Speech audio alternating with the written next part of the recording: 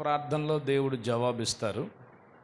కొన్ని సందర్భాల్లో మన వ్యక్తిగత ప్రార్థనలకి అపవాది దేవుడిచ్చినటువంటి ఆటంకాలని సాతానుడు ఏం చేస్తాడు, అడ్డుపడతాడు. ఆకాశ మండలం ముందన దురాత్మ సముఖములు దేవుడిచ్చినటువంటి ఆ జవాబుని మనల్ని పొందుకొని ఇవ్వకుండా అపవాది ఆటంకపరుస్తూ ఉంటాడు. అలాంటప్పుడు మన ఉపవాసం ఉండి ప్రార్థించినప్పుడు దేవుడు తన దూతని పంపించి దానియేలు గ్రంథంలో జరిగినట్లుగా, దానియేలు జీవితంలో జరిగినట్లుగా మనం కూడా ఉపవసించి ప్రార్థన చేస్తే, మనం దేని నిమిత్తమైతే ప్రార్థన చేసి దేవుని యొద్ద నుండి జవాబు పొందుకుంటున్నామో ఆ జవాబు మన దగ్గర రానివ్వకుండా అడ్డుపెడుతున్నటువంటి దురాత్మ సముఖముల మీద మన ఉపవాస ప్రార్థన ద్వారా విజయం పొందుకుంటాం. ఉపవాస ప్రార్థన చేయకపోతే పొందుకోం. చాలామంది ఏమనుకుంటున్నారంటే ఉపవాస ప్రార్థన అంటే ఉదయం టిఫిన్ చేసేస్తాం, మధ్యాహ్నం భోజనం చేసేస్తాం, రాత్రి సహజంగా 8 o'clock 9 o'clock భోజనం చేస్తాం. ఉపవాస ప్రార్థన రోజు గంట లేటుగా ఆలస్యంగా భోజనం చేస్తాం. ఆ గంట ఆలస్యం చేసినందుకు గాను దానికి ఉపవాస ప్రార్థన అని పేరు పెడుతున్నారు. దట్స్ నాట్ రైట్, అది కరెక్ట్ కాదు. ఉపవాస దినాన్ని ఎట్లా పాటించాలి? కొంతమంది అనుకుంటున్నారు ఉపవాసం ఉన్నా మాకేం జరగట్లేదండి. బైబిల్ గ్రంథంలో ఉపవాసం ఉండి ప్రార్థన చేసి జవాబు రాలేదు అన్న దాఖలే లేవు. వ్యక్తిగత ప్రార్థన కొన్ని సందర్భాల్లో నేను చెప్పినట్లుగా మనం జవాబు పొందుకోకపోవచ్చు, కానీ ఉపవాస ప్రార్థనలు తప్పనిసరిగా 100% మనకు జవాబు దొరుకుద్ది. బైబిల్ గ్రంథం దానికి అన్నీ ఉన్నాయి కదా, ప్రతి స్థలంలో కూడా మనకి దానికి అవకాశం మనం చూడవచ్చు, అంటే దాని జవాబు చూడవచ్చు. మరి మన జీవితాల్లో ఉపవాసం ఉండి కూడా ఎందుకు మనం దేవునికి ఆశీర్వాదాలు మనం పొందుకోలేకపోయాం? చెప్పండి, ఎందుకు మనం పొందుకోలేకపోయాం? పరిశుద్ధ గ్రంథంలో మనం చూస్తే అయితే యెషయా గ్రంథం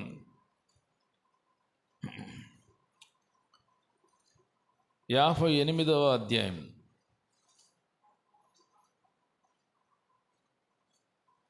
3వ వచనం 4వ వచనం చదువుదాం, ఓకేనా? పాత నిబంధనలో 628వ పేజీ. మేము ఉపవాసం ఉండగా నువ్వు ఎందుకు చూడవు? మేము మా ప్రాణములను ఆయాసపరుచుకొనగా నువ్వు ఎందుకు లక్ష్య పెట్టవు అని అందురు.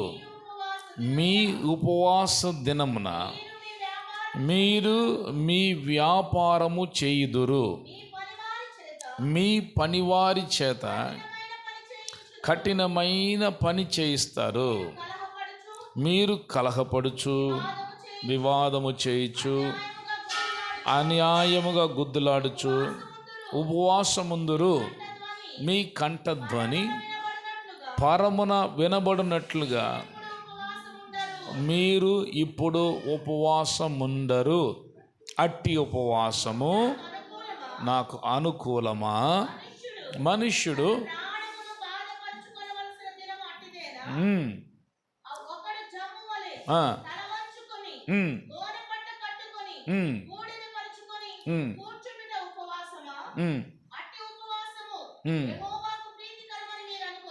ఒకసారి చేతులు దేవుని స్తోత్రం చెప్దాం. చాలామంది ప్రశ్న ఉంటుంది కదా, బైబిల్ గ్రంథంలో ఉపవాస ప్రార్థన చేసి ఓడిపోయినటువంటి అవకాశమే లేదు. ఓడిపోయినట్లుగా మనకి ఇక్కడ జవాబు లేదు. అలాంటి దానికి ఒక ఆనవాళి లేదు. రాజులు సైతం, ప్రవక్తల సైతం, విశ్వాసుల సైతం అందరు చూడండి, దేవుని సన్నిధిలో ఉపవాసం ఉండి ప్రార్థన చేసి జయమే పొందుకున్నారు. ఎవరు ఓడిపోలేదు. మరి ఈనాడు ఒక్కసారి మనం ప్రశ్నించుకోవాలి. 72 hours 72 గంటల ఉపవాస ప్రార్థనలు 246 నెలలు మనం చేసుకుంటూ వచ్చాం. ఆయా సందర్భాల్లో ఇట్లాగే 21 రోజుల ఉపవాస ప్రార్థన. మన దేవుడు ఉపవాసం ఉండి ప్రార్థన చేస్తే కూడా జవాబు ఇవ్వలేని పరిస్థితుల్లో చేతకాని వాడిగా ఉన్నాడా? ఎందుకు మనం ఉపవాసం ఉండి ఎందుకని మనం జవాబు పొందుకోలేకపోతున్నామంటే, మనం ఉపవాసం ఉన్నాము, ఉపవాస దినములు ఉన్నాయని చెప్పుకుంటూ మన ఇష్టానుసారమైనటువంటి జీవితాన్ని జీవిస్తున్నాం. అందుకే దేవుని యొద్ద నుండి జవాబు మనం పొందుకోలేకపోతున్నాం. ప్రభు చెప్తున్న కార్యం ఏంటంటే, మన ఉపవాస దినాన్ని ప్రతిష్ఠించుకోవాలి. అదొక వ్రత దినముగా ఏర్పాటు చేసుకోవాలి. దేవుని మందిరంలోకి వచ్చి దేవుని యొద్ద ప్రార్థన చేస్తూ ఉండాలి. ఒకవేళ 21 రోజులు మీరు ఉండలేని పరిస్థితి వస్తే, ప్రభు ఒక 3 రోజులు మేము ఉపవాస ప్రార్థన చేస్తాం, ప్రభు ఒక 7 రోజులు మేము ఉపవాసం చేస్తాం. ఏదో ఒక ప్రతిష్ఠిత 24 రోజుల్లో 21 రోజుల్లో మనం ప్రతిష్ఠ చేసుకొని ఆ 3 దినాలు లేకపోతే 5 దినాలు ఆ 7 రోజులు మనం గనక ప్రతిష్ఠించుకొని ఉపవాస దినమును గనక మనం చేయగలిగితే ఖచ్చితంగా దేవుడు 100% దేవుడు జవాబు ఇస్తారు అన్న దాంట్లో ఏమాత్రం సందేహమే లేదు. చేతులైతే వస్తా స్తోత్రం చెప్పండి. హల్లెలూయా. ఎందుకు జవాబు పొందుకోలేకపోతున్నామంటే, ఉపవాస దినాన్ని ప్రకటించిన తరువాత, ఉపవాస దినములు నియమించిన తరువాత కూడా మన ఇష్టానుసారంగా జీవిస్తూ మన ఇష్టానుసారంగా ఉంటూ ఏదో లాస్ట్లో వెళ్ళి మనం రాత్రి మాత్రం వెళ్ళి కొంతసేపు కూర్చొని వద్దాంలే, కొంతసేపు ప్రార్థన చేసుకుని వద్దాంలే, మిగతా దినాలు ప్రార్థన చేయట్లేదు. ఈ 21 రోజులు రాత్రులు మనం ప్రార్థన చేసాం కనుక దేవుడు మనకు జవాబిస్తారులే, మనం పొందుకుంటామన్న ఉద్దేశంతో మనము అట్లా ఆలోచిస్తూ ఇంకా నాకు ప్రార్థనకి జవాబు రావట్లేదు ఏంటి, ఉపవాసం ఉండి ప్రార్థన చేసినా కూడా ఏం రావట్లేదు ఏంటి అని మనం చాలాసార్లు దేవుణ్ణి ప్రశ్నిస్తూ ఉంటాం.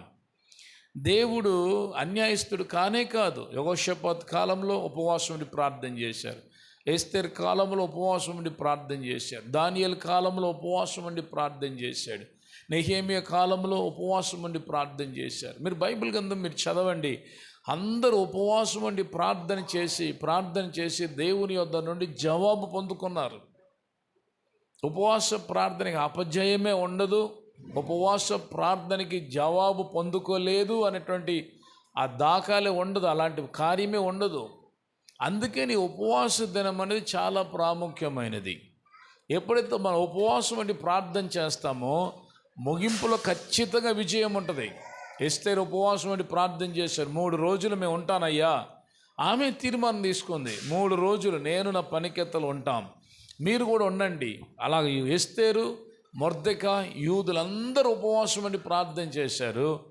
దేవుడు పూరీము పండుగ దినం సంవత్సరం దాన్ని ఆచరించుకునే దినముగా దేవుడు మార్చేశాడు. చేతులెత్తి దేవుని స్తోత్రం చెప్దాం.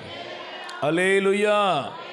యెహోషాపాతు కాలంలో కూడా అంతే కదా, ముక్కమ్మటిగా 3 రాజులు దండెత్తుకొని వచ్చేస్తున్నారు. ఇసుక రేణువులంత విస్తారమైనటువంటి సైన్యం ఒకేసారి యెహోషాపాతు మీదకి, సామ్రాజ్యం మీదకి రాగానే యెహోషాపాతుకి దిక్కుతోచలేదు, ఏం చేయాలో తెలియని పరిస్థితి.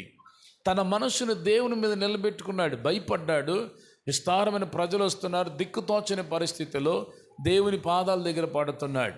అతని మాత్రమే కాదు, సామ్రాజ్యం అంతా ప్రకటిస్తున్నాడు, దేవాలయం దగ్గరికి రండి, అందరం కలిసి ఉపవాసం ఉండి ప్రార్థన చేద్దాం. వెంటనే దేవుడు ప్రార్థనను ఆలకించాడు, జవాబిచ్చాడు.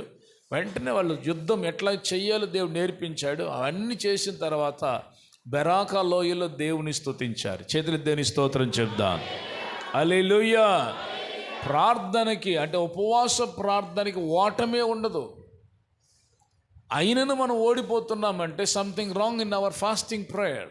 మన ఉపవాస ప్రార్థనలో ఏదో సరిగ్గా మనం చేయవలసిన విధి విధానాల్లో మనం చేయట్లేదు కనుకనే మనం ఆ ఉపవాసం యొక్క అంటే ప్రార్థన యొక్క ఆ ప్రతిఫలాన్ని మన జీవితంలో అనుభవించలేకపోతున్నాం. పరిశుద్ధాత్మ దేవుడు ఈ చివరి దినాన మనతో చెప్తున్న కార్యం ఏంటంటే, మన సంఘానికి దేవుడిచ్చిన ప్రథమ ఆయుధం, గొప్ప ఆయుధం ఏంటంటే, ఎన్నో సంఘాలు లేని గొప్ప ధన్యత, ఆధిక్యత ఏంటంటే, ప్రతి నెల 3 రోజులు 72 గంటలు ఉపవాసం అని ప్రార్థించడానికి దేవుడు ఒక సందర్భాన్ని, తరుణాన్ని మనందరికీ ఇస్తున్నాడు. ఇది మాత్రమే కాకుండా మన దేవాలయం నిర్మాణం కొరకు 21 రోజులు ఉపవాసం అని ప్రార్థించడానికి దేవుడు కృప చూపించాడు. కనుక ఆ ప్రార్థనకి ప్రతిఫలమే ఈరోజు మనం అది చూస్తున్నాం. దేవుడు దాన్ని చక్కగా నిర్మించి అది కార్యాలు చేస్తూ వచ్చారు. ఇది ప్రార్థన యొక్క ప్రతిఫలం. ఇది ఒక మనిషి యొక్క శక్తితో జరిగినది కానే కాదు. వాస్తవానికి మీరు ఆలోచించి చూడండి, డానియల్ బాబు గారు ఆ మందిరాన్ని కట్టించగలుగుతారా? ఆయనకున్న ఫైనాన్షియల్ స్టేటస్ కానివ్వండి, ఆయనకున్నటువంటి ఆర్థిక పరిస్థితులు కానివ్వండి, ఏదన్నా కానివ్వండి, అంత బ్రహ్మాండం ఒక మందిరాన్ని కట్టించగలుగుతారా? అది సాధ్యమయ్యేది కాదు. ఇది కేవలం మీరందరూ ఉపవాసం అండి ప్రార్థన చేస్తే ఇది దేవుడు చేసిన కార్యం. ఇట్లాగే మీ జీవితాల్లో కూడా ఉపవాసం ఉండి మనం ప్రార్థన చెయ్యాలి. మీరు సంఘంగా కూడా ఉపవాసం ఉండొచ్చు, వ్యక్తిగతంగా కూడా ఉపవాసం ఉండి ప్రార్థన చేయొచ్చు. నేను మీటింగ్స్ లేనప్పుడు, మీటింగ్స్ ఉన్నప్పుడు నేను ప్రజలకు ఎక్కువ దొరుకుతాను. మీటింగ్స్ లేనప్పుడు నన్ను చూస్తే సెల్ ఫోన్ పక్కన పడేస్తాను. ఉపవాసం ఉండి అట్లా దేవుని సన్నిధిలో ప్రార్థన చేస్తూనే ఉంటాను. కొన్ని సందర్భాల్లో ఊర్లు వెళ్ళిపోతాను. నాతో పాటు తిరిగిన యవనస్తులు ఎవరు ఉంటే పాత వారిని అడగండి, మీకు చెప్తారు. మా విజయవాడలో చాలా లాడ్జింగ్లు నేను తీసుకుని ఉన్నాను. మమత లాడ్జింగ్లో ఉన్నాను, శ్రీనివాస లాడ్జింగ్లో ఉన్నాను, చాలా లాడ్జింగ్స్ తీసుకొని అప్పుడు నేను ఉపవాస ప్రార్థనలు ఎక్కువ చేసేవాడిని. ఇప్పుడు కూడా సమయం దొరికినప్పుడు నేను వేరే ఊరు వెళ్ళి ఉపవాసం అని ప్రార్థించడానికి గత మాసంలో అనుకుంటా, ఈ నెల పోయిన నెల నేను ఇజ్రాయెల్ పాస్టర్ గారు ఇద్దరు వెళ్ళి ఈ నెలలోనే ఖమ్మం ప్రాంతంలోకి వెళ్ళి 2 రోజులు ఏం తినకుండా కూర్చొని ఉపవాసం ఉండి ప్రార్థన చేసుకుని బైబిల్ బాగా చదివి సమయం దేవునితో గడపాలి. ఇది అందరికీ అవసరం. సేవకునికి అవసరం, విశ్వాసులకు అవసరం. మీకు ఎంతమందికి ప్రార్థన చేస్తున్నాం. చాలామంది ప్రజలు విడుదల పొందుకున్న రోజు మాకు ఎంత బలహీనత ఉంటుందో తెలుసా? మా మీద ఎంత అపవాదిక దాడి ఉంటుంది. మా వ్యక్తిగత జీవితాల మీద, మా ప్రయాణాల మీద, పరిచర్య మీద, కుటుంబం మీద, పిల్లల మీద భయంకరమైన దాడి వస్తూ ఉంటుంది మా మీదకి. ఎలా మేము జయించగలుగుతున్నాం? కేవలం ఉపవాస ప్రార్థన ద్వారానే. ఇది అందరికీ అవసరం. అందుకే ప్రార్థన నిర్లక్ష్యం చేయకూడదు. మన సంఘ విశ్వాసులకి మరలా నేను చెప్పేది ఏంటంటే, వ్యక్తిగత ప్రార్థన మనం నిర్లక్ష్యం చేయకూడదు, ఉపవాస ప్రార్థన కూడా నిర్లక్ష్యం చేయకూడదు. అయితే ఈ ముగింపులోకి వచ్చేసాం. పరిశుద్ధాత్మదేవుడు ఈరోజు నా హృదయంలో పెట్టిన మాట ఏంటంటే, మన సంఘం ఆత్మలో ప్రార్థించే సంఘముగా మారాలి, ఆత్మపూర్ణులుగా మారాలి. ఇది కడవరి కాలం. దేవుడు యోవేలు ప్రవక్త ద్వారా ఒక ప్రవచన వాగ్దానాన్ని మనకి ఇచ్చాడు. యోవేలు గ్రంథం 2వ అధ్యాయము 28వ వచనం చదవండి. యోవేలు గ్రంథం 2వ అధ్యాయము 28వ వచనం. తరువాత సర్వజనుల మీద నా ఆత్మను కుమ్మరిస్తాను, మీ కుమారులు మీ కుమార్తెలు ప్రవచనాలు చెబుతారు, మీ ముసలి వారు కలలు గంటారు, మీ యవనస్తులు దర్శనాలు చూస్తారు. ఆ దినములలో నేను పనివారి మీదను పని కత్తెల మీదను నా ఆత్మను కుమ్మరిస్తాను. ఒకసారి చేతులు యేసుకి స్తోత్రం చెప్పాలి. ఈ చివరి దినాల్లో రక్షించబడినటువంటి ప్రతి ఒక్కరికి దేవుడిచ్చే మంచి అవకాశం, వాగ్దానం ఏంటంటే, ఇది అందరికీ సంబంధించిన వాగ్దానం. ఏంటంటే, మనం అందరము కూడా పరిశుద్ధాత్మ చేత నింపబడి ఒక ప్రవచనాత్మకమైన సంతతిగా జీవించాలి. ప్రవచనాత్మకమైన విశ్వాసులు ఈ లోకంలో మనం జీవించాలి. చిన్న ఉదాహరణ, 3 రోజుల క్రితం మీ మధ్య నేను ఉపవాస ప్రార్థనలో పాల్గొనడానికి వచ్చాను. అప్పుడు పరిశుద్ధాత్మ దేవుడు చెప్పిన కార్యం, ఈ 4 రోజులు మీరు యుద్ధ ప్రార్థన చేయాలి. నెహెమ్యా ఎట్లాగైతే ప్రాకారం కట్టడానికి వచ్చినప్పుడు సన్బల్టు టోబియా ఎట్లా లేచారో అట్లాగే సాతాను విరోధం లెగిస్తాడు, పని తుది ముట్టించనివ్వకుండా పోరాడుతాడు. కనుకనే మీరు ప్రార్థన చేయాలి. 2వ రోజే డానీ బ్రదర్ పాస్టర్ గారు నాకు ఫోన్ చేసి చెప్తున్నాడు, ఈ పనులన్నీ ఆగకుండా అట్లాగే ఆగిపోయాను, మీరు సీలింగ్ ఎట్లా చూసారు అట్లాగే ఉందంటున్నాడు. 2 రోజులు అయిన తర్వాత ఏది పని కొనసాగట్లేదు, ఫోన్లు చేసి ఎత్తట్లేదు.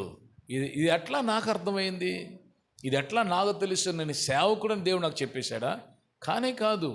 ఇది దేవుని సన్నిధిలో మనం కూర్చొని, ప్రభువా నన్ను ఎందుకు అక్కడికి పంపిస్తున్నావు, నేను ఎందుకు వెళ్ళాలి అక్కడికి? అందరూ ప్రసంగం చేసిన నాకన్నా మంచి ప్రసంగం చేసే గొప్ప సేవకులు వచ్చి వెళ్తున్నారు కదా, నేను ఎందుకు వెళ్ళాలి? అప్పుడు పరిశుద్ధాత్మదేవుడు వాక్యం ఇచ్చి, వాగ్దానం ఇచ్చి, హెచ్చరిక ఇచ్చి, ఏది చెప్పాలది చెప్పి పంపిస్తాడు. నేను చెప్పినట్లుగా, అంటే పరిశుద్ధాత్మదేవుడు నా ద్వారా పలికినట్లుగానే నేను ఆ రోజు ఎక్కువసేపు మీకు వాక్యం చెప్పలేదు. పరిశుద్ధాత్ముడు ఇలా చెప్తున్నాడు, ఈ 4 దినాలు మాత్రం మీరు పట్టుదల కలిగి ఉపవాసం ఉండి పోరాడి ప్రార్థించాలి, అప్పుడు ఖచ్చితంగా మనం విజయాన్ని చూస్తామని. వాస్తవానికి కొంతమంది దేవుని మాటకి విధేయత చూపించారు. ఆ రోజు ఉపవాసం ఉండి, ఆ రోజు నుంచి కొంతవరకు ఉపవాసం ఉండి ప్రార్థించడానికి ప్రారంభించాడు. ఆటంకాలు అపవాది తీసుకొస్తూనే వస్తాడు, కానీ దేవుడే జయమిచ్చాడు. హల్లెలూయా. దేవుడు ఇంతవరకు జయమిచ్చాడు. నేను వచ్చి కూర్చున్నప్పుడు చూస్తున్న ఆశ్చర్యకరంగా డానియల్ పాస్టర్ గారు చెప్పిన దానికిను, నేను ఇంకా పైకి వెళ్ళలేదు, కింద కూర్చొని చూస్తున్న దానికిను టోటలీ డిఫరెంట్. ఎట్లా మార్పు వచ్చింది? ఇది అదే పరిశుద్ధాత్మ దేవుడు చేసే కార్యం. అంటే దేవుని స్వరం వినాలి మనం అందరము, దేవుని యొక్క మాట వినాలి మనం అందరం, దేవునికి ఒక ప్రత్యేకమైన టైం మనం ఇవ్వాలి మనం అందరం. అది ప్రతి ఒక్కరికి ఉండవలసిన బాధ్యత. 24 గంటలు దేవుడు మన జీవితంలో ఇచ్చాడు. Why can't we spend some time? ఎందుకు దేవునికి ఒక ప్రథమ సమయాన్ని ఇవ్వలేకపోతున్నాం? ఎందుకు మనకు వచ్చే పోరాటం? ఇదే మనం చేయవలసిన ప్రథమమైన కార్యం. మన విశ్వాసులు, మన సంఘ విశ్వాసులు అందరికీ పరిశుద్ధాత్మ దేవుడు చెప్తున్న కార్యం ఏంటంటే, మిమ్మల్ని అందరినీ కూడా ఒక ప్రవచనాత్మకమైన అభిషేకముతో ఈ కడవరి దినాలు నింపాలని దేవుడు ఇష్టపడుతున్నాడు. హల్లెలూయా. మిగతా సంఘాలతో మనకు పని లేదు, మిగతా విశ్వాసులతో పని లేదు, మిగతా వాళ్ళతో మనకు పని లేదు. మన సంఘాన్ని దేవుడు ఏర్పాటు చేసుకున్న కారణం ఏంటంటే, కడవరి కాల ఉద్యమంలో మనం పాలిభాగస్తులుగా ఉండాలి. కడవరి కాల ఉద్యమంలో దేవుడు మనందరినీ వాడుకోవడానికి దేవుడు ఇష్టపడుతున్నాడు. పరిశుద్ధాత్మ దేవుడు మీ అందరి ద్వారా దేవుడు ఒక అసాధారణమైన కార్యం చేయడానికి దేవుడు ఇష్టపడుతున్నాడు. పరిశుద్ధాత్మ దేవునికి అభిషేకాన్ని పొందుకున్న వాళ్ళు కేవలం ఏదో 4 మాటలు మాట్లాడి వెళ్ళిపోవడం కొరకు కాదు. నేను ఎప్పుడు ఈ విషయం మీకు చెప్తూనే ఉంటాను. పరిశుద్ధాత్మ దేవుడు మీలోకి రావడానికి గల కారణం చాలా ఉన్నతమైన ఉద్దేశం కలిగి ఉన్నాడు. ఉన్నతమైన కార్యాలు మీకు వెల్లడపరచాలని ఇష్టపడుతున్నాడు. జరగబోయే సంభవాలు, మీ కుటుంబంలో జరగబోయే సంభవాలు మీతో చెప్పడానికి ఇష్టపడుతున్నాడు. మీ కుమారుడు ఎట్లా మారతాడు, నీ కుమారుడు యొక్క భవిష్యత్తు ఏంటి, ఏం చదివించాలి, ఎవరిని వివాహం చేసుకోవాలి, పిల్లలు పుడితే ఏం పేరు పెట్టాలి, ప్రతి ఒక్కటి కూడా దేవుడు మీతో మాట్లాడడానికి ఇష్టపడుతున్నాడు. హల్లెలూయా. దానికి మనం సమయం దేవునికి ఇవ్వాలి. చిన్న పిల్లలకి ఇచ్చే సమయం కూడా దేవునికి ఇవ్వకపోతే ఎట్లాగా? కొంతమంది ఇంట్లో పెంచుకున్న పిల్లలకి, పిల్లికి, కుక్కకి ఇచ్చే సమయం కూడా దేవునికి ఇవ్వట్లా. ఈ పాడైపోయి సెల్ ఫోన్ పారేసే సెల్ ఫోన్కి ఇచ్చే విలువ సమయం కూడా దేవునికి ఇవ్వట్లా. దేవుడు ఎట్లా మనతో మాట్లాడతాడు? దేవునికి సమయం ఇవ్వాలి ప్రతిరోజు. చూడండి, దావీదు మహారాజు అయి ఉన్నాడు కదా, అనేక దేశాలని పరిపాలన చేశాడు. ఒక రాజుకి సమయం దొరికింది కదా దేవునితో గడపడానికి. చూద్దాం ఒకసారి, చూడండి కీర్తనల గ్రంథం 5వ అధ్యాయము 3వ వచనం మనం చదువుదాం. కీర్తనల గ్రంథం 5వ అధ్యాయం 3వ వచనం. చూసారు, ఆయన ఏమంటున్నాడు తెలుసా? యెహోవా నా దేవా, ఉదయమునే నా కంఠస్వరం ముందు నీకే వినబడుతుంది. ఉదయమునే నా ప్రార్థన. చూసారా, ఆయన ఏమన్నాడు చూసారా? వేకుజాములు లెగిచి నా ప్రార్థనతో సిద్ధంగా ఉంటాను, సిద్ధపరచుకొని ఉంటాను. ఉదయమునే నా కంఠస్వరము నా పిల్లలు వినడం కన్నా, నా మనవడు మనవరాలు వినడం కన్నా, నా భర్త నా భార్య నా స్వరం వినడం కన్నా, నా స్వరము యేసు నీవు వినాలి, మీరు వినాలి నా స్వరాన్ని. నా మాట నీతో ఉండాలి, నా స్వరం మీకు వినపడాలి. ముందు మీతో నేను నడవాలి అని ఆయన అంటే పొద్దునే లెగిచి ప్రార్థనతో ఆయన కోసం అలా ఎదురు చూస్తూ కాచుకొని ఉంటున్నాడంట. ఇంకొక వాక్యాన్ని చూద్దాం. కీర్తనల గ్రంథం 17వ అధ్యాయము 15వ వచనం చదువుదాం. కీర్తనల గ్రంథం 17వ అధ్యాయం 15వ వచనం. నేనైతే నీతి గలవాడనై నీ ముఖ దర్శనమును నేను చేస్తాను. నేను మేల్కొనినప్పుడు నీ స్వరూప దర్శనముతో. చూసారా, ఆయనకున్న ఆశ చూసారా? పెద్ద రాజు, ఆయన గొప్ప రాజు, సామ్రాజ్యాలు జయించాడు. ఎంతో బాధ్యత ఉంటుంది, ఎంతో పని ఉంటుంది. ఆయనకి ఏం కొదువ లేదు. ఒక పక్కన మనకు సమస్యలుండే మనం ప్రార్థించలేకపోతున్నాం, మనం ఆర్థికంగా ఇబ్బందులు ఉండే ప్రార్థించలేకపోతున్నాం, చిన్న ఇంట్లో ఒక 2-3 ఉండి 32 గొడవలు ఉంటేనే మనం ప్రార్థించలేకపోతున్నాం. ఆయన పెద్ద సామ్రాజ్యాల్ని జయించిన వ్యక్తి, ఎంతో పని, బాధ్యత, భారం ఉంటుంది ఆయనకి. ఎంత పెద్ద కుటుంబం, అన్నీ ఉన్నాయి. మనకంటే కూడా ఒక రకంగా చెప్పుకుని 100 రెట్లు ఎక్కువ సమస్యలు ఉన్న వ్యక్తి ఆయన. ఆయన ఏమంటాడంటే, పొద్దున లేస్తాను, నా ప్రార్థనతో, నా కంఠస్వరముతో నేను సిద్ధంగా ఉంటాను, నీ ముఖ దర్శనము చేసి ఆ ముఖ దర్శనముతో నా ముందు నా ఆశ తీర్చుకుంటాను. యేసుని ఎప్పుడైనా మీరు దర్శించారా? ద బిగ్గెస్ట్ ప్రాబ్లం అదే, ద పెద్ద సమస్య మనకేంటంటే, యేసు ఎవరో చూడలేదు, ఇంకా యేసు ఎట్లాగుంటాడో మనకు తెలియదు ఇంకా. అందుకనే ఎవరు చెప్పినా నమ్మాలనిపిస్తుంది, ఏదైనా మనల్ని ఆకర్షించాలనిపిస్తుంది. ఒక వ్యక్తిని నిద్ర యేసు కంటే, ప్రార్థన కంటే ఎక్కువగా ఆకర్షించగలుగుతుంది. కారణం ఏంటంటే, ఆ వ్యక్తి ఇంకా యేసుని దర్శించలేదు కనుక. యేసుతో మీరు మాట్లాడి చూడండి. ఇప్పుడు నిన్నటి దినాన మేము ప్రార్థన ముగించుకొని ఉదయం బయలుదేరి వెళ్ళాం. 3 ప్రాంతాల్లో చూసుకొని రాత్రి ముగించుకొని అరౌండ్ 12 o'clock వచ్చి పడుకున్నాను. 12 తర్వాత స్నానాలను చేసి ప్రార్థన చేసుకొని పేకుజాము లేచి మరలా టుడే. అయితే ఇంత పని భారం, ఇంత పరిచర్య ఉన్నప్పటికీ కూడా దేవునితో గడపకుండా, దేవుడిచ్చిన మాట తీసుకోనకుండా దేవునికి సన్నిధికి వచ్చే ప్రసక్తే లేదు. దేవుడితో మాట్లాడే ఒక సందర్భం దేవుడు మనకి ఇవ్వాలి. మనం దేవునికి ఇవ్వాలి. మనం వేకుజామున లెగాలి.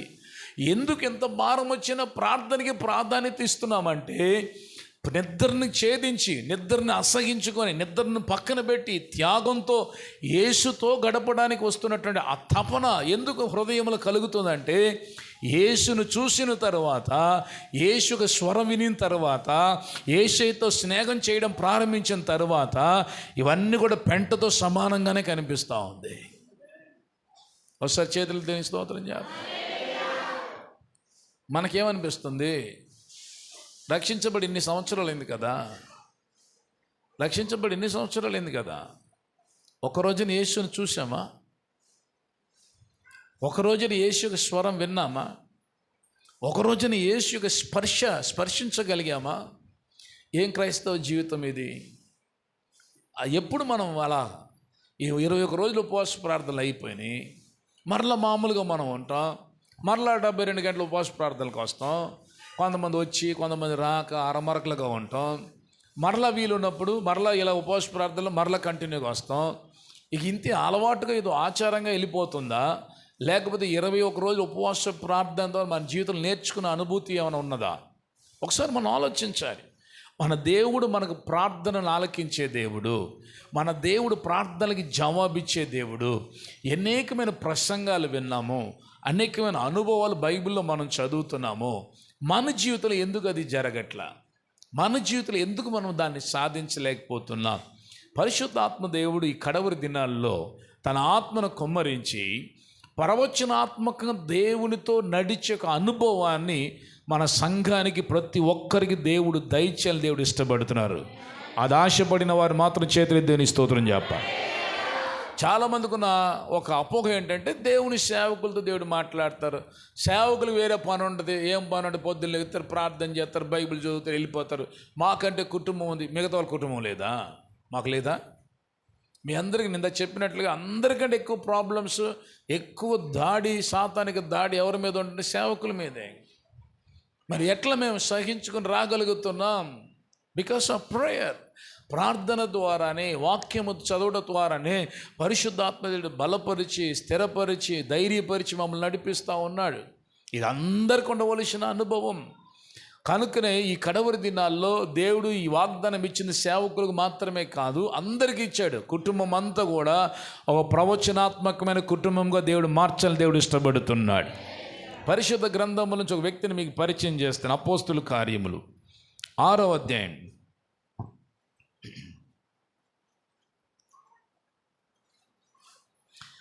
అపోస్తుల కార్యములు 6వ అధ్యాయము 8వ వచనం నుండి క్రొత్త నిబంధనలో చదువు వచ్చిన వాళ్ళు బైబిల్ తీయాలి. 108వ పేజ్. నేను ఎప్పుడు చెప్తూ ఉంటాను, బైబిల్ చదవడం వచ్చి బైబిల్ తీసుకొని రాకపోవడానికి ఒక అది ఒక వరం ఉండాలి. 10 వరాలు, 11వ వరం అనుకుంటున్నాను, 9 వరాలు కానీ 10వ వరం ఏమో. వచ్చిన తర్వాత బైబిల్ వచ్చి కూడా, చదువు వచ్చి బైబిల్ తెచ్చుకొని కూడా తీగిపోవడం మరి ఇంకేం కృప అది. బైబిల్ అందరూ తీయాలి. అది పరిశుద్ధ గ్రంథం, వాక్యమే దేవుడై ఉన్నాడు. 6వ అధ్యాయం 8వ వచనం నుండి చదువుదాం. స్టెఫను కృపతోనూ బలముతోనూ నిండినవాడై ప్రజల మధ్య మహత్కార్యములను గొప్ప సూచక్రియలను చేయిచుండెను. చాలు. ఇప్పుడు స్టెఫెన్ ఎవరు చెప్పాలి. మీరు విశ్వాసులు, చాలా సంవత్సరాల నుంచి ప్రార్థనలు ఉన్నారు, మంచి మంచి వాక్యాలు వింటున్నారు. స్టెఫెన్ ఎవరు? సరే, సేవకుడు అన్నవాళ్ళు చేతులు ఎత్తాలి. స్టెఫెన్ ఒక సేవకుడు అన్నవాళ్ళు చేతులు ఎత్తాలి. ఇది భయపడుతుంది దేనికి? అది కూడా చేతులు ఎత్తరా? స్టెఫెను సేవకుడు అన్నవాళ్ళు చేతులు ఎత్తాలి. Very good, right. స్టెఫెను విశ్వాసి అన్నవాళ్ళు చేతులు ఎత్తాలి. కొంతమంది దేనికి ఎత్తట్లేదేంటి? దేనికి ఎందుకు లేమంటున్నారా? లేదు, ఏదో ఒకటి ఎత్తాలి కదా. ఆజ్ఞ అతిక్రమింపు పాపం. మనకు తెలిసింది చెప్పాలి. మనం తెలిసింది చెప్పడం తప్పేం లేదు, నేనేం అడగలేదుగా. స్టెఫెను సేవకుడు అన్నవాళ్ళు చేతులు ఎత్తాలి. రైట్. మిగతా వాళ్ళందరూ స్టెఫెను విశ్వాసిగా అంగీకరిస్తున్నారు నేను అనుకుంటున్నా. స్టెఫెను మీలాంటి ఒక సామాన్యమైన విశ్వాసి, ఒక సంఘ పెద్దగా దేవుడు నియమించాడు, వాళ్ళని అపోస్తులు నియమించారు. స్టెఫెను ద్వారా అక్కడ రాయబడిన మాట, స్టెఫెను కృపతోనూ బలముతోనూ నిండిన వాడై ప్రజల మధ్య మహత్కార్యములను గొప్ప సూచక్రియలను చేయిచుండెను. ఒక విశ్వాసి కొన్ని వేల సంవత్సరాల క్రితం, 2000 సంవత్సరాల పైచులుక, 2000 సంవత్సరాల క్రితం, యేసు ప్రభు తర్వాత కదా, 2000 సంవత్సరాల క్రితమే ఒక విశ్వాసి ద్వారా దేవుడు అద్భుతాలు, సూచక్రియలు, మహత్కార్యాలు చేశారు. 2000 సంవత్సరాల తర్వాత పరిశుద్ధాత్మ దేవుడు మారిపోయాడా? మాట్లాడలేదేంటి? మారిపోయాడా? పరిశుద్ధాత్మ దేవుని శక్తులను మార్పు వచ్చేసిందా? మార్పు మరి ఎక్కడొచ్చింది చెప్పాలి, ఎక్కడొచ్చింది? మనం ఏంటంటే స్తోత్రం చెప్పాం, పాట పాడతాం, వాళ్ళు పాటలు పాడడం దెబ్బ అంటాం, వెళ్ళిపోతాం. ఇదే అలవాటు పడిపోయాం. ఒకళ్ళ మందిరానికి వచ్చిన ఆలస్యం వస్తాం పాటలు అయిపోయిన తర్వాత. అసలు అది కొంతమందికి అది కూడా ఉండదు, ఆ టైం కూడా ఉండదు. కనీసం ఆత్మతో నింపుదలో లేకపోతే ఆ స్పర్శం, ఆత్మ తాకిడి కూడా అవసరంలా. ప్రసంగం చెప్పేటప్పుడు వస్తారు కొంతమంది, ప్రసంగం మధ్యలో వస్తారు కొంతమంది, ప్రసంగం ముగించే లోపల వస్తారు. వీళ్ళు ఎవరు? విశ్వాసులే, రక్షించబడిన వాళ్ళే, బాప్తీసం తీసుకున్న వాళ్ళే. బైబిల్ కింద నేను చెప్తాను, నమ్మిన వారి వలన ఈ సూచక్రియలు. యేసుక్రీస్తు ప్రభుని మన రక్షకుడికి ఎప్పుడైతే అంగీకరించామో అప్పటి నుండి మన మీద దేవుడు ఒక కృప ఉంచాడు, మనకి దేవుడు ఒక అభిషేకం ఇచ్చాడు. దేవునికి వాగ్దానం మన మీద ఒకటి పనిచేస్తూ ఉంటుంది. ఏంటి తెలుసా? నా నామములో మీరు దెయ్యాలు వెళ్ళగొడతారని. అంతేగాని మనం దెయ్యాలు చూసి భయపడకూడదు, మనం ఇంట్లో దెయ్యాల్లా మారకూడదు. మారాలి, మన సంఘం అట్లా మారాలి. దేవుడు ఈరోజు స్పష్టంగా నాతో మాట్లాడాడు. ఈ సంఘం పట్ల నేను కలిగి ఉన్న ప్రణాళిక ఏంటంటే, ఈ సంఘంలో ఉన్న ప్రతి విశ్వాసి కూడా శిష్యులుగా మారాలి. శిష్యులుగా మారాలి అంటే పరిశుద్ధాత్మ దేవుడు మీతో ప్రతిదినం మాట్లాడడానికి ఆయన ఇష్టపడుతున్నాడు.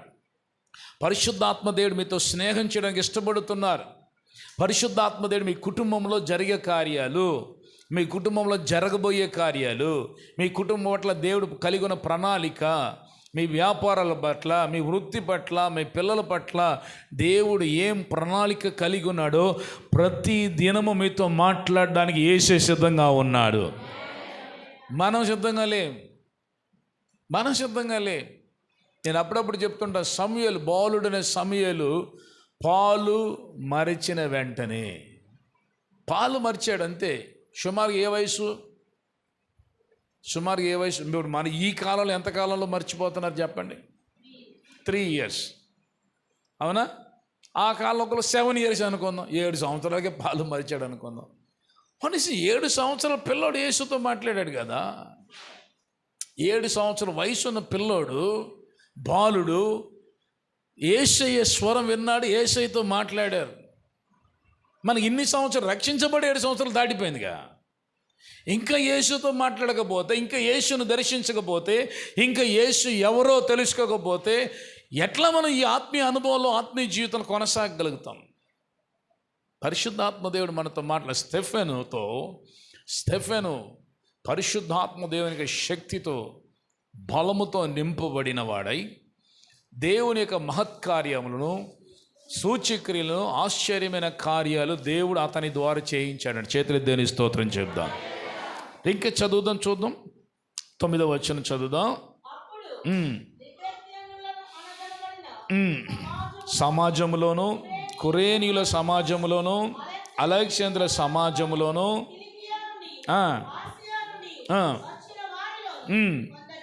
కొందరు వచ్చి స్టెఫనుతో తర్కించిరి గాని మాటలాడుట యందు అతడు అగపరిచిన జ్ఞానమును, అతనిని ప్రేరేపించిన ఆత్మను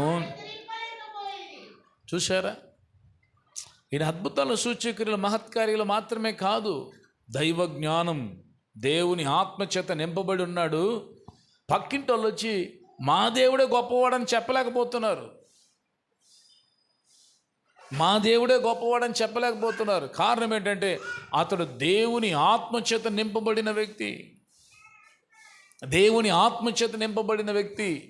అంటే నేనేమంటానంటే, స్టెఫెనులో ఉన్న అదే దేవుని ఆత్మచేత మనం నింపబడినట్లయితే, లేకపోతే స్టెఫెనులో ఉన్న అదే పరిశుద్ధాత్మ దేవుడు నిజముగా మనం పొందుకున్నట్లయితే, స్టెఫెను ద్వారా చేసిన కార్యాలు కంటే కూడా గొప్ప కార్యాలు చేయడం యేసు సిద్ధంగా ఉన్నాడు. హల్లెలూయా. మనం సిద్ధంగా లేమే. మనం టైం స్పెండ్ చేయం. దేవునితో సమయం గడపడానికి చాలామందికి ఇప్పుడు లేదు. నిద్రని ప్రేమించిన అంత, కనీసం దాంట్లో ఒక 10%, 10% అయినా సరే యేసుని ప్రేమించగలిగితే పరిశుద్ధాత్ముడు మీతో మాట్లాడే సిద్ధంగా ఉన్నాడు. నేను నమ్ముతున్నా. మన సెల్ ఫోన్ ప్రేమించే దానికంటే కూడా ప్రేమించినంతలో ఒక 10% అయినా యేసుని ప్రేమించగలిగితే యేసు ప్రభు మనతో మాట్లాడడానికి సిద్ధంగా ఉన్నాడు. ఎందుకని? ఈ కడవరి కాల వాగ్దానం అందరి కొరకు, అందరికి ఇవ్వాలని ఆయన ఇష్టపడుతున్నాడు. అందరికీ ఇవ్వవలసినటువంటి ఆ ఆజ్ఞ లేకపోతే ఆ కర్తవ్యం ఆయన మీద ఉన్నది. అందరు నింపడానికి ఇష్టపడుతున్నాడు. అందరూ పొందుకోవాలని దేవుడు ఇష్టపడుతున్నాడు. అందరూ ఆత్మచేత నడిపించబడాలని ఇష్టపడుతున్నాడు. అందరూ ఆత్మచేత బోధించబడాలని ఇష్టపడుతున్నాడు. అందరూ ఆత్మ కలిగిన వారే ఆత్మపూర్ణులుగా దేవుని సన్నిధిలో కనబడాలి. కుటుంబాల్లో, నిజ జీవితంలో కనబడాలి. దేవునికి సంకల్పం, దేవునికి ఉద్దేశమై ఉన్నది. కానీ మనం ఏం చేస్తున్నామంటే పరిశుద్ధాత్మ దేవుని నిర్లక్ష్యం చేస్తున్నాం. కొంతమంది పరిశుద్ధాత్మ దేవుని ఎదురాడుతున్నారు. కొంతమంది పరిశుద్ధాత్మ దేవుని పొందుకోవాలని ఆశ లేకుండా, ఆసక్తి లేకుండా జీవిస్తున్నాం. బైబిల్ గ్రంథం చెప్తుంది, మనందరికి తెలుసు కదా, ఒక పిల్లవాడంట తన తండ్రిని చేపను అడిగితే పామునిస్తాడా, రొట్టెని అడిగితే రాళ్ళనిస్తాడా? కాదు కదా.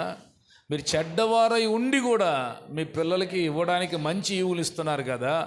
పరిశుద్ధాత్మ దేవుడు తను అడుగు వారికి అంతకంటే మనకంటే మనం ఇంత చెడ్డవారై ఉండే మంచి చేస్తున్న మన పిల్లలకి అంతకంటే మంచి ఈవులు ఇవ్వడానికి యేసు సిద్ధంగా ఉన్నాడు. మనం పొందుకోవడానికి సిద్ధంగా లేము. పొందుకున్న వారు ఆత్మని, వరాల్ని వాడుకోవడానికి సిద్ధంగా లేరు. ఇదే ప్రాబ్లం, ఇదే సమస్య. నేను ఆ సందర్భాలు చెప్తుంటాను కదా. నేను టీపీఎం సంఘానికి ప్రారంభ దశ పరిశుద్ధాత్మ అభిషేకం పొందుకోవడానికి వెళ్ళా. ఆ తర్వాత వేరే రకం అభిషేకం దాని గురించి కాదు, కానీ పరిశుద్ధాత్మ అభిషేకం గురించి పొందుకోవడానికి ఆసక్తికి నేను సంఘానికి వెళ్తున్నప్పుడు 2 సందర్భాలు నేను చూసా. విశ్వాసి మీదకి పరిశుద్ధాత్మ దిగి రాగానే ఆ విశ్వాసి పరిశుద్ధాత్మ అభిషేకంతో నింపబడి ప్రవచిస్తున్నారు. ఒకరోజు సంఘం పాస్టర్ గారి మీద డైరెక్ట్గా చెప్పేసింది ఆవిడ, నువ్వు నా సేవకుడా, నువ్వు దీంట్లో కొదువై ఉన్నావు, మీ మీద పడదు, మనం షెల్టర్లోనే ఉన్నాం, మీరు ఎందుకు తొందరపడుతున్నారు? అరే దానికి కూడా ఉలికే. పరిశుద్ధాత్మ దేవుడు ఈ ఉనికిడు ఉంటే ఇంకెంత బాగుండేదో. సరే, సేవకుడి మీద ప్రవచిస్తుంది ఆవిడ, నా సేవకుడా నువ్వు ఇట్లా చేసావు, ఈరోజు నువ్వు సిద్ధపడలేదు, ఈ ఉదయకాల సమయంలో నువ్వు ఇట్లా ప్రిపేర్ అయ్యి వాక్యం చెప్పడానికి వచ్చేసావు అని చెప్తూ ఉంటే నాకు అది ఫస్ట్ ప్రారంభం కదా. నాకు అసలు పరిశుద్ధాత్మ గురించి నా అనుభవం లేదు, అవగాహనే లేదు. నేను కూర్చొని కళ్ళు తెరిచి చూస్తూ ఉంటే ఆవిడ చెప్తా ఉన్నది, ఆ విశ్వాసి గారు ప్రవచిస్తూ ఉన్నారు. అయిపోయిన తర్వాత ఆ పాస్ట్ గారు లేచి నిలబడి ఏడ్చాడు సంఘం ముందు. నాకు ఇంకా గుర్తుంది నది. ఏడ్చి సంఘంలో ఒప్పుకున్నాడు, దేవుడు చెప్పింది నిజమే. ఇది ఎవరంటే సేవకుడు కాదు ప్రవచించింది, సేవకురాలు కాదు ప్రవచించింది, విశ్వాసి. నేనేమంటాను, మన సంఘములో అలాంటి పరిశుద్ధాత్మ దేవునికి అభిషేకాన్ని ఇవ్వడానికి యేసయ్య సిద్ధంగా ఉన్నారు. మనకి ఉలుకు లేదు, పలుకు లేదు, చేమకుట్టినట్టు కూడా అనిపించట్లేదు. ఆయన దాహంతో ఉంటే మనకు అసలు ఆ దాహమే లేదు పొందుకోవాలి. మనం ఆత్మచేత నడిపించబడాలి. నా కుమారుడు ఎట్లా, అయ్యా నా కొడుకు కొరకు ప్రార్థన చేయ మారాలని. ఎందుకు? పరిశుద్ధాత్ముడు మీతోనే మాట్లాడతాడు కదా, ఎట్లా మారతాడని. ఏం చేస్తే మారతాడు, నువ్వు ఎట్లా ప్రార్థన చేస్తే మారుస్తాను నేను, ఎప్పుడు మారతాడు, ఈజీగా మీతోనే మాట్లాడతాడు. అయ్యా నా కుమార్తెకి గర్భఫలం లేదు, ప్రార్థన చేయండి. మీరు ప్రార్థన చేయండి, మీరు ప్రార్థన చేయండి, ప్రభు మీతో మాట్లాడతాడు. మీ కూతురు గురించి మీకు లేని భారం నాకెక్కడి నుంచి వస్తుంది? నిజం ఆలోచించుదాం, బీ ఫ్రాంక్. చాలాసార్లు చాలామంది వచ్చి ఉంటారు, మా అబ్బాయి ఇటు చేస్తున్నాడు, అయ్యా భారంగా రోజు రోజు మేము మీటింగ్కి వెళ్తాం, ప్రార్థన చేస్తామా? చెప్పండి. రోజు ఎక్కడో చోట ప్రార్థన మీటింగ్లు ఉన్నాయి. మీరు నిజంగా మీ పేర్లు గుర్తుపెట్టుకొని, మీ సమస్యలు గుర్తుపెట్టుకొని రోజు మా కోసం చేయండి అని మేము ఎక్కడ చేస్తాం? నిజంగా చేస్తామంటారా? మీకోసం మీరే చేసుకోవాలి. ఒకవేళ చేసినా మీకున్న పెయిన్ నాకు ఉంటుందా? మీరు వెళ్తున్న మార్గం నేను వెళ్ళగలుగుతానా? మీరు అనుభవిస్తున్న బాధ, ఆ లోతుని నేను అనుభవించగలుగుతాను? లేదు. మీరు అనుభవిస్తున్న మీరు కనుక మీ మనసు విప్పి, అన్న ఏం చేసింది, మీరు ప్రార్థన చేయండి, మీరు ప్రార్థన చెప్పలా. పండుగ దినం అందరూ పండుగ ఆచరిస్తున్నారు. బాబు మీరు పండుగ మీరు ఆచరించుకోండి. నా మనసులో వేదన ఉంది. ఈ వేదనను పట్టుకొని నేను బట్టలు కట్టుకొని, నేను ఊరేగించి, నేను చక్రాలు వండి, నేను చిప్సులు తింటూ తిరగలేను. నా మనసులో ఒక వేదన ఉండిపోయింది. నా హృదయంలో ఉన్న మనోవ్యాకులాన్ని, దుఃఖాన్ని యేసే పాదాల దగ్గర నేను విడిచిపెడతానని చెప్పి అందరినీ పండుగ ఆచరించుకొని విడిచిపెట్టేసి ఆ మాత్రం బహు దుఃఖక్రాంతురాలై యేసే పాదాలను పట్టుకుని ఏడ్చింది. దేవుడు అది చూశాడు, ఆ హృదయ అంతరంగాన్ని చూసి, ఆ హృదయంలో ఉన్న వేదనను చూశాడు. వెంటనే దేవుడు జవాబు ఇచ్చేశాడు. దేవునికి మహిమ కలుగునుగాక. మన దేవుడు ప్రార్థనను ఆలకించే దేవుడు. ఎలా ప్రార్థన ఆలకిస్తాడు? మన తగ్గింపు, మన ప్రార్థన, మన విధేయత చూసే. నేను ఎప్పుడు మీకు మత్తయి సువార్త యేసు చెప్పిన మాట ఒకటి చూపిస్తూ ఉంటాను. మత్తయి సువార్త 6వ అధ్యాయం 4వ వచనం మీరు చదవండి. మత్తయి సువార్త 6వ అధ్యాయం 4వ వచనం. అట్లయితే రహస్యమందు చూచు నీ తండ్రి నీకు ప్రతిఫలం ఇస్తాడు. He will look into your heart. అని హృదయాన్ని పరిశోధించి పరిశీలన చేసే దేవుడు. నీ హృదయ అంతరంగంలో ఉన్న వేదనను చూసే దేవుడు ఆయన. కాబట్టి నీ హృదయంలో ఉన్న వేదన అనేది యేసే పాదాల దగ్గర పెడితే ఆయన నీతో మాట్లాడతాడు.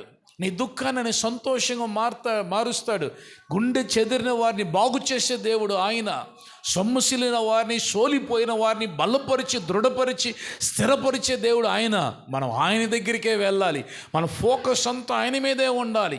ఎప్పుడైతే మనం అట్లాగా ప్రతీదీ, మన సంతోషాన్ని, మన దుఃఖాన్ని ప్రతీదీ దేవుని దగ్గర తీసుకువెళ్తామో అప్పుడు దేవుడు మనతో మాట్లాడడానికి ప్రారంభిస్తాడు. పరిశుద్ధాత్మ దేవునికి స్తోత్రాలు చెప్దాం. హల్లెలూయా. స్టెఫెనుకున్న ఆత్మను చూసి ఎవరు ఎదిరించలేకపోయారంట, ఎదురాడలేకపోయారంట. అలాంటి అభిషేకాన్ని దేవుడు మనకి ఇవ్వడానికి ఇష్టపడుతున్నాడు. దేవునికి మహిమ కలుగును గాక. కొరింథీయులకు రాసిన మొదటి పత్రిక 14వ అధ్యాయం 1వ వచనం చదువుదాం. ప్రేమ కలిగి ఉండటకు ప్రయాసపడండి, ఆత్మ సంబంధమైన వరములను ఆసక్తితో అపేక్షించండి, విశేషముగా మీరు ప్రవచన వరమును అపేక్షించండి. నీకు అసలు ఆశ ఉందా? నా ఫస్ట్ క్వశ్చన్ ఏంటంటే, ఆశ ఉందా? బైబిల్ గ్రంథం చెప్తున్న మాట ఏంటంటే, ఆశపడిన ప్రాణాన్నే తృప్తిపరుస్తాడు. కొంతమంది పరిశుద్ధాత్మ గురించిన ఆశే లేదు. ఇల్లు కట్టుకోవాలి, పిల్లల్ని పెంచాలి, పాపాలు చేయాలి, అడిగి పిల్ల అవ్వట్లేదు, ఇడి పిల్లలు పట్టలేదు, ఉండకూడదు అంటలా. అది కుటుంబంలో బాధ్యత, భారం అందరికీ ఉంటుంది, ఉండాలి. అంతకంటే గొప్ప కార్యం మరొకటి ఉంది కదా. నీకు అన్నీ బయలుపరచగలిగిన ఒక పరిశుద్ధాత్మ దేవుడు ఉన్నాడు. అన్నిటిని చెక్కబెట్టగలిగిన పరిశుద్ధాత్మ దేవుడు మీకున్నారు. అన్నిటిని స్థిరపరిచి సంతోషంగా దేవునితో నడిపించడానికి పరిశుద్ధాత్మ దేవుడు మనకున్నారు. ఆయనని మనం ఎందుకు నిర్లక్ష్యం చేస్తున్నాం? బైబిల్ గ్రంథం చెప్తుంది, ప్రేమ కలిగి ఉండటానికి ప్రయాసపడండి. నేను అంటాను, దేవుడు ప్రేమ స్వరూపి అయి ఉన్నాడు. రక్షించబడ్డామనగానే మనలో దేవునికి ప్రేమ మనలో ఉండాలి. పరిశుద్ధాత్మ దేవునికి అభిషేకం మీరు పొందుకున్నప్పుడు కూడా రోమిలు రాసిన పత్రిక 5:5 చెప్పబడిన మాట ఏంటంటే, పరిశుద్ధాత్మ దేవుడు దేవునికి ప్రేమను మన హృదయాల్లో కుమ్మరిస్తున్నాడు. దేవునికి ప్రేమ, యేసు ప్రభు ప్రేమ స్వరూపయ్య ఉన్నాడు. పరిశుద్ధాత్మ దేవుడు కూడా ప్రేమ స్వరూపిగా మనలోకి వస్తున్నాడు. ఎందుకు వస్తున్నాడు అంటే, యేసుని ఎక్కువగా ప్రేమించడానికి. అన్నిటికంటే ఎక్కువగా యేసునే ప్రేమించే మనసు పరిశుద్ధాత్మ దేవునికి అభిషేకాన్ని మనం పొందుకున్నప్పుడు దేవుడు మనకు దయచేస్తాడు. ఈ ప్రేమ కలిగి ఉండడం ప్రయాసపడాలి.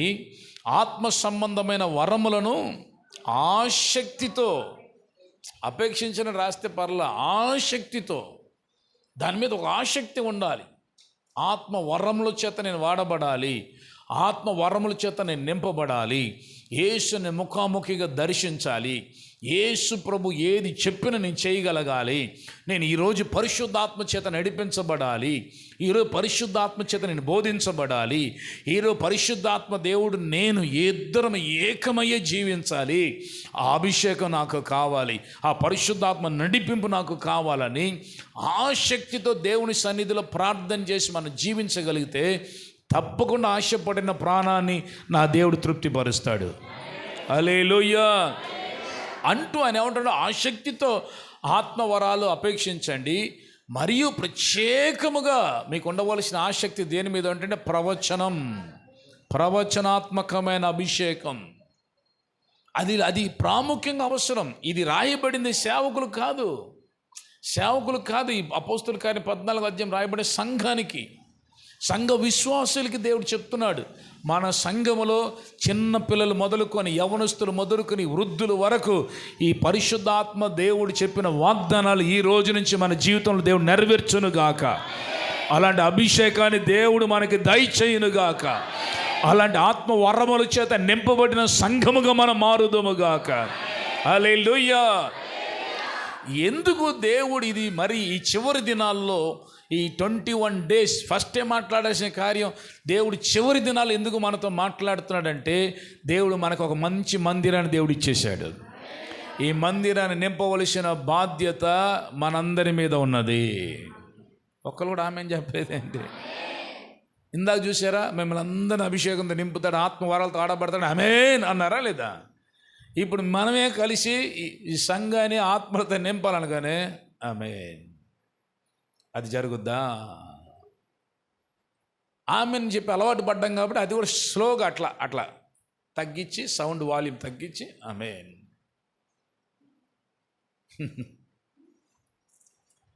ఆసక్తే లేదు.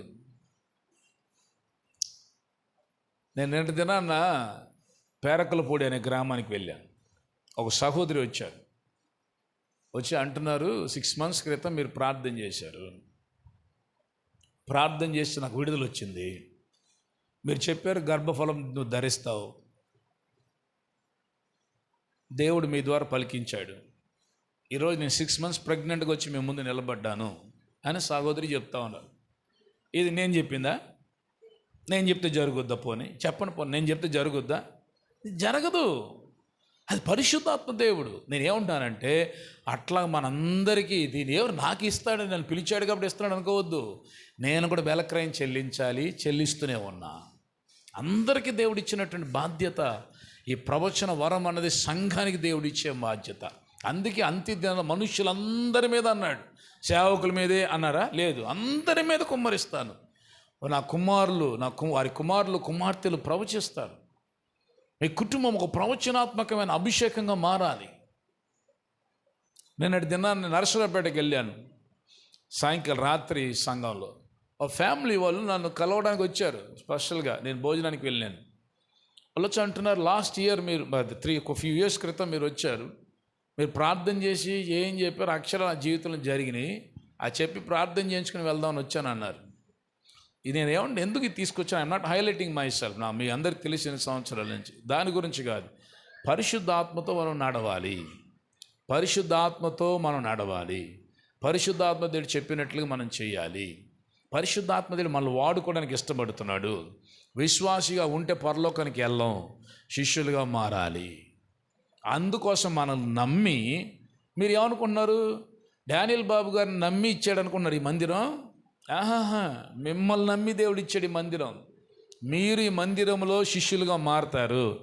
మీ ద్వారా దెయ్యాలు వెళ్ళగొట్టబడుతుంది, మీ ద్వారా అద్భుతాలు జరుగుతాయి, మీ ద్వారా సూచక్రియలు జరుగుతాయి. మీరే అనేక మంది ఆత్మల్ని శిష్యులుగా చేసి తీసుకొస్తారు. మీరు ఈ భూలోకంలో ఈ సంఘములో జీవించినంత కాలం శిష్యులుగా మీరు జీవిస్తారని దేవుడు నమ్మి మీకు ఒక మంచి సంఘాన్ని మీ చేతిలో పెడుతున్నాడు. హల్లెలూయా. మీరు ఎంతగా దేవుని కొరకు పనిచేస్తారో అంతగా దెయ్యం మిమ్మల్ని చూస్తే భయపడతాడు. లేకపోతే మీరంటే చాలా ఇష్టంగా ఉంటాడు మీ దగ్గరే.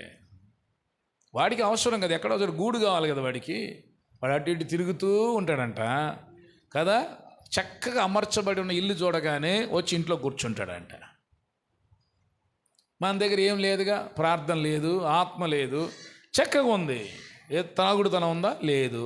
జోదం ఉందా? లేదు. పొగ తాగుతాం? లేదు. మందు కొడతాం? ఏది లేదు. బాగుంది.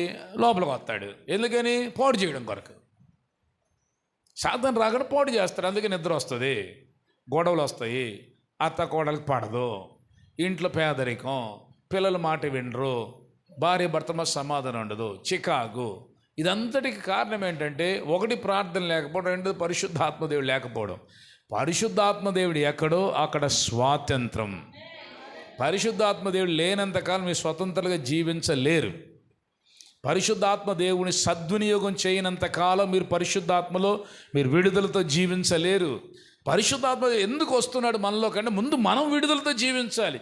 అప్పుల నుంచి విడుదల, కుటుంబంలో సమస్యల నుంచి విడుదల, ఆర్థిక ఇబ్బందుల నుంచి విడుదల, బలహీనత ఉంటే మనం ప్రార్థన చేస్తే విడుదల. మన ద్వారా దేవుడు ముందు మన కుటుంబంలో మనకి ఒక ఆశీర్వాదాన్ని, విడుదల, స్వాతంత్రాలుగా చేస్తాడు. ఆ తరువాత దేవుడు అభిషేకాన్ని ఎందుకు ఇస్తున్నాడంటే మనతో ఉంచుకోవడం కొరకు కాదు, మన ద్వారా మీ కుటుంబం. మీరు ఈ రోజు నుంచి కావాలంటే నా మాటని దేవుని మాటగా తీసుకోండి. ఐఎమ్ ప్రొఫెసైజింగ్, ఇది ఒక ప్రవచనాత్మకంగా మీరు తీసుకోండి. ఈ రోజు నుంచి ఈ అభిషేకం పొందుకున్న తరువాత మీ ఇరుగు పొరుగు వారు ఎవరు బాగోలేదన్నా చేతుల నుంచి ప్రార్థన చేయని, స్వస్థత రాకపోతే నేను వదిలేస్తా. కొంతమంది అసలు ఊరికే లేదు, అటు చూస్తున్నారు నన్ను విచిత్రంగా. నేను కళ్ళజోడేసుకొని చూస్తున్నాను మిమ్మల్ని. ఇటేకి ఎక్కువ మంది ఉన్నారు, అందుకే చూసుకొని జాగ్రత్తగా మాట్లాడుతున్నా. కొంతమంది మేము ప్రార్థన చేయాలా, మాకే పోట్ల అన్నట్టు ఉన్నారు. మీరు చెయ్యండి, మీరు ఇతరుల స్వస్థత కొరకు ప్రార్థన చేయండి, మీకు స్వస్థతనిస్తాడు దేవుడు. హల్లెలూయా. మీరు ఇతరుల విడుదల కొరకు ప్రార్థన చేయండి, దేవుడు మీకు విడుదల ఇస్తాడు.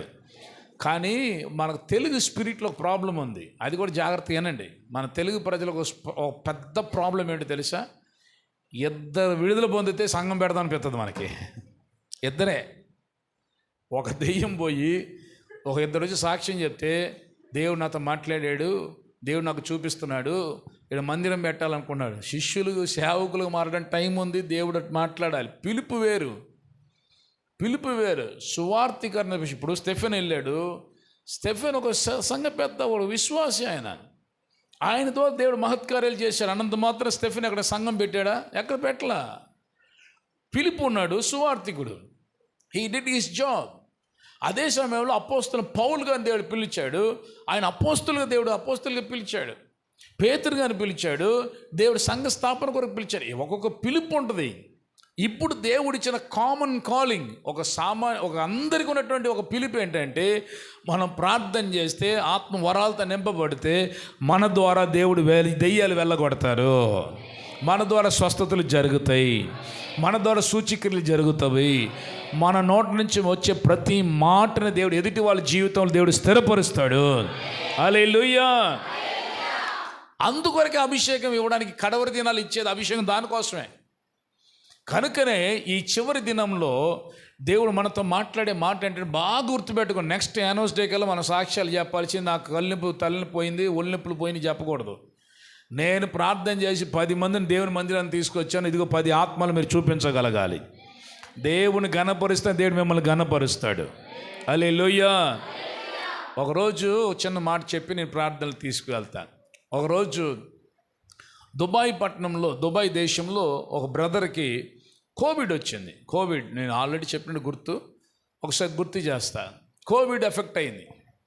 కోవిడ్ ఎఫెక్ట్ అయినప్పుడు దేవుని దగ్గర అడిగాడంట, ప్రభువా నేను రక్షించబడ్డాను, ఈ దేశంలో అందరికి లాగా లేకుండా పరిశుద్ధంగా జీవిస్తున్నాను, మందిరాన్ని క్రమం తప్పకుండా వెళ్తున్నాను, దశం భాగం ఇస్తున్నాను, ఎందుకే అంత తొందరగా నన్ను తీసుకున్నానికి ఇష్టపడుతున్నాను, కోవిడ్ నేను చావు బ్రతుకులను డాక్టర్స్ కొంత సమయంలో చచ్చిపోతా ఉన్నారయ్యా, నన్ను బ్రతికించవా అని అడిగాడంట. అప్పుడు దేవునికి స్వరం వినబడుతున్నాడు ఆయనకి, ఇంతకాలం నీకు నేను జీవితం ఇచ్చాను కదా, మరలా నేను ఎందుకు బ్రతికించాలని అడిగాడంట. అదేంటి ప్రభువా, మరలా నన్ను బ్రతికించడం ఏంటి, నా కుటుంబం ఉంది, భార్య పిల్లలు ఉంది, అవును అంతకాలంలో అంతకుముందు జీవితం ఇచ్చాను కదా, నా కొరకు నువ్వేమైనా చేసావా, నాకంటూ నువ్వేమైనా సాధించావా, నా కొరకు నీ జీవితంలో ఏదైనా ఒక భాగం ఇచ్చావా, ఒక్క సమయం ఇచ్చావా, నాకంటూ ఒక పరిచర్య చేసావా, దేవుడు స్పష్టంగా ఆయనతో మాట్లాడారంట. అప్పుడు ఆయన తన జీవితాన్ని సమర్పించుకున్నాడు, ప్రభువా నేను ఉద్యోగం చేసుకుంటూ ఖచ్చితంగా మీ కొరకు కొన్ని ఆత్మలు సంపాదిస్తాను అని వెనగానే మరుక్షణమే దేవుడు ఆయనకి స్వస్థతనిచ్చి విడుదల ఇచ్చేశాడు.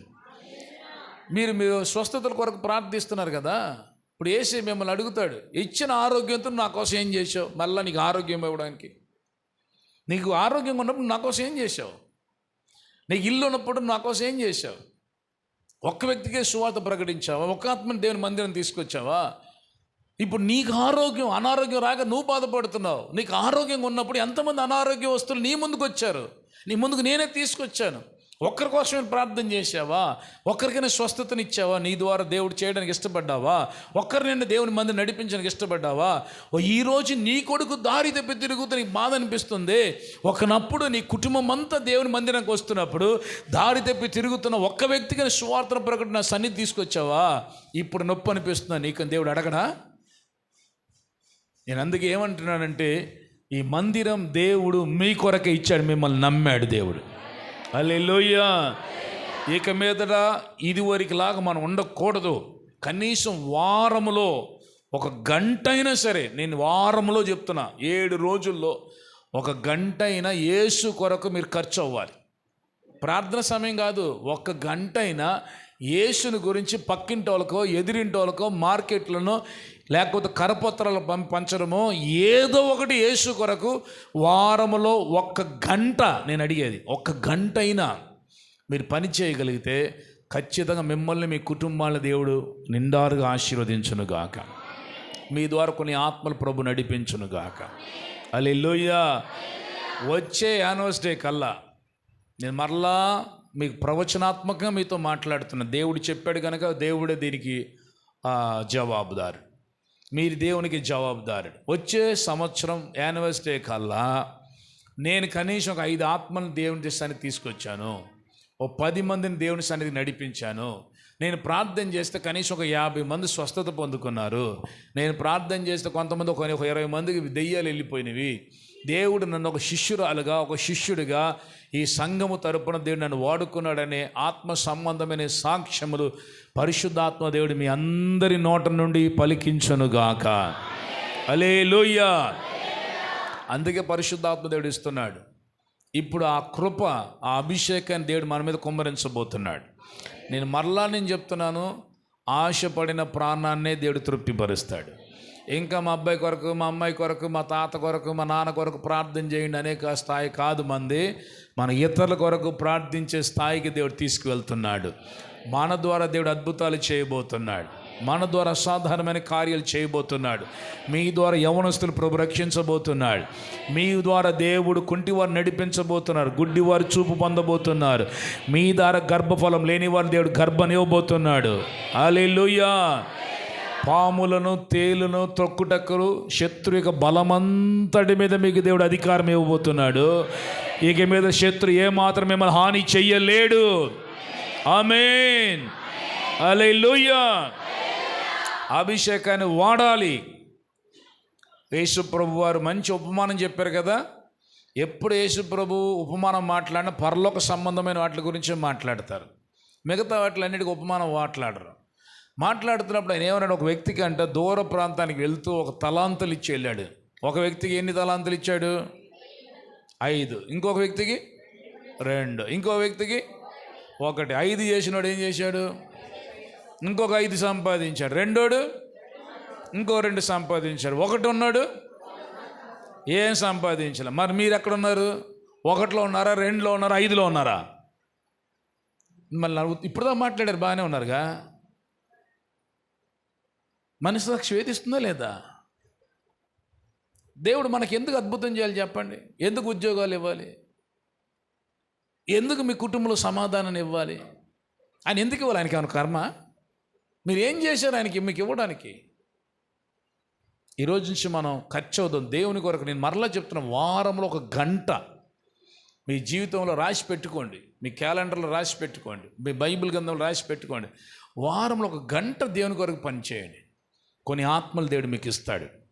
ప్రతి ఆదివారము మందిరంలోకి మీరు నడిపించాలి. ప్రతి ఆదివారం మనకు బాప్తీస కార్యక్రమం జరగాలి. 4-5 ఎత్తారు, మిగతా దాన్ని చూస్తాను సీరియస్గా. ఇదే వాస్తవం. నేను మరలా చెప్తున్నా, మీ దుఃఖం సంతోషంగా మారాలంటే దుఃఖముతో ప్రజల దగ్గరికి మీరు వెళ్ళండి, సంతోషకరమైన వార్త చెప్పండి. యేసు ప్రభు వారు ఈ లోకంలో ఉన్నప్పుడు ఏమన్నా, ఏది ఇంట్లో మీరు అడుగు పెడితే ఆ ఇంటికి మీరు సమాధానం అని చెప్తే ఆ ఇంటికి ఆ సమాధానం నిలిచి ఉంటుంది పాత్రలు అయితే.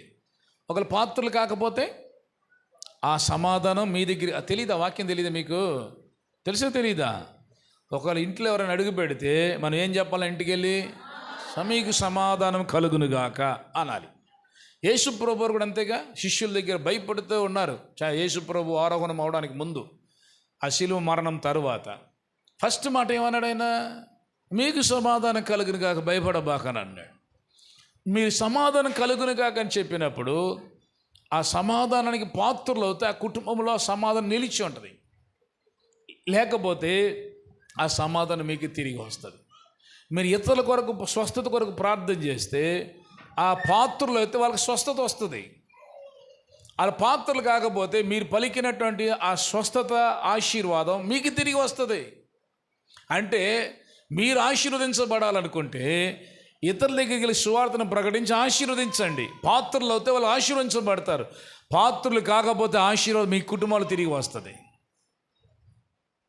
ఇతరులకు ఆరోగ్యం కొరకు ఎలాగ ప్రార్థించండి. రాత్రి పగళ్ళు తిరుగుతున్నాం, ఏ భోజనం తింటాం తెలియదు, ఎప్పుడు స్నానం చేస్తాను, ఎప్పుడు ఎట్లా ఆరోగ్యం ఉండగలుగుతున్నాడో సీక్రెట్ ఇదే, ఇంకేం లేదు. మేమేదో స్పెషల్ ఫుడ్ తింటున్నాం అనుకోబాకండి. మేము తిండి మీరు ఎవరు తినరు. రాత్రి 12 గంటలకు ఎవరు తింటాడు? మీరు తింటున్నారు ఎవరైనా? డాక్టర్ దగ్గరికి వెళ్ళడం 12 గంటలు తింటే మనిషి ఎట్లా ఉంటాడో. మరి ఇంకా ఇట్లాగ ఎనర్జెటిక్గా పని చేయగలుగుతున్న కారణం ఏంటంటే ఇతరుల వరకు ప్రార్థన చేస్తున్నాం. పాత్రులైన వాళ్ళకి దేవుడు స్వస్థత విడుదల ఇస్తున్నాడు. పాత్రలు కాని వారికి మాకే స్వస్థత విడుదల ఇచ్చి మమ్మల్ని నడిపిస్తున్నాడు. హల్లెలూయా. ఇది వాక్య సంబంధమైన సత్యం. పరిశుద్ధాత్మ దేవుడు అలాంటి అభిషేకాన్ని మన మీద రాత్రి కుమ్మరించడానికి ఇష్టపడుతున్నాడు. మరలా నేను చెప్తున్నాను చివరి మాటగా, ఈ అభిషేకము దేవుని కొరకు వాడబడాలని, ఈ అభిషేకం ద్వారా కొన్ని ఆత్మలు మీరు సంపాదించి దేవుని సన్నిధికి నడిపించాలని, ఈ అభిషేకం ద్వారా మీకున్నటువంటి సమస్యలు తీర్చుట కొరకు, ఇతర సమస్యలు ఉన్న వారి కొరకు మీరు ప్రార్థించి వారిని దర్శించి ప్రభు సన్నిధి నడిపించాలని. మీరు ఏది చేస్తారో, మనిషి ఏది విత్తుతాడో అదే పంటను కోస్తాడు. నా కష్టాల్లో ఉన్నా నేను ఎక్కడికి పోలేనంటే దేవుడు అంటాడు అట్లాగే ఉండు. లేదండి కష్టాలు ఉన్న వారి కొరకు నేను వెళ్తున్నానంటే వాళ్ళ కొరకు ప్రార్థించి మీ కష్టాలు దేవుడు తొలగించేస్తాడు. అదే జరిగింది కదా యోబు జీవితంలో. యోబుకు భయంకరమైన వ్యాధి ఉంది, బలహీనత, అనారోగ్యం, నిందలు, అవమానాలు అన్నీ ఉన్నాయి. అదే బలహీనత, నిందలు ఉన్నటువంటి యోబు స్నేహితులు వచ్చినప్పుడు తన వ్యాధిని పక్కన పెట్టేశాడు, తన నిందను పక్కన పెట్టేశాడు, తన అవమానాన్ని పక్కన పెట్టేశాడు. అతని కొరకు ప్రార్థన చేస్తే దేవుడు యోబుకి క్షేమస్థితిని మరలా దయచేసి అతను స్వస్థపరిచాడు. ఇదే సత్యం. మన ఇతరుల కొరకు ప్రార్థించాలి, ఇతరుల దగ్గరికి సువార్తను తీసుకువెళ్ళాలి. ఇప్పుడు 246 నెలలు ఆత్మలు కావాలని ప్రార్థన చేసి ఇంకా ప్రార్థన చేస్తాం. ప్రార్థన ఆగే ప్రసక్తే లేదు. మీరు వచ్చినా రాకపోయినా ఈ సంఘానికి దేవుడిచ్చినటువంటి పెద్ద కృప ఏంటంటే ప్రార్థించే కృపను దేవుడిచ్చాడు. అది ప్రార్థన జరుగుతూనే ఉంటుంది. దేవుని రాకడ పర్యంతం ఎన్ని తరాలు మారినా అది ప్రార్థన జరుగుతూనే ఉంటుంది ఇక్కడ. హల్లెలూయా. అదే సమయంలో ప్రార్థిస్తాం. మనం ఇప్పుడు సువార్తను తీసుకువలసిన బాధ్యత ఆ భారం, ఆ దర్శనం, ఆ అభిషేకం, ఆ కృపని దేవుడు మనకిస్తున్నాడు. ఇప్పుడు మనం లేచి పని చేయాలి. మీరు పని చేసి చూడండి. కావాలంటే ఒక 6 months టెస్ట్ చేయండి. 6 నెలలు పరీక్షణ చేసుకోండి. ఈ 6 నెలలు మీరు దేవుని కోసం సువార్తను ప్రకటించి చేతుల నుంచి ప్రార్థన చేయండి. స్వస్థతలు వస్తాయి, అద్భుతాలు జరుగుతాయి, విడుదల వస్తుంది. సువార్త ప్రకటించి 1-2 ఆత్మలు మీ సంఘం తీసుకొని రండి. మీ జీవితం తలక్రిందులుగా మారకపోతే నన్ను వచ్చి అడగండి. అయ్యా, నేను 2 ఆత్మలు సంపాదించాను, మీరు చెప్పినట్లు నిందల అవమానాల మధ్యన దేవుని సువార్త ప్రకటించాను, పలానా వాళ్ళకి స్వస్థతలు వచ్చినాయి, పలానా వాళ్ళకి సాక్ష్యాలు చెప్పారు, ఇదిగో 2 ఆత్మలు దేవుని మందిరాన్ని తీసుకొచ్చాను, నా బతుకు ఇంకా మారలేదని చెప్పండి. నేను అప్పుడు మీకు జవాబుదారిని.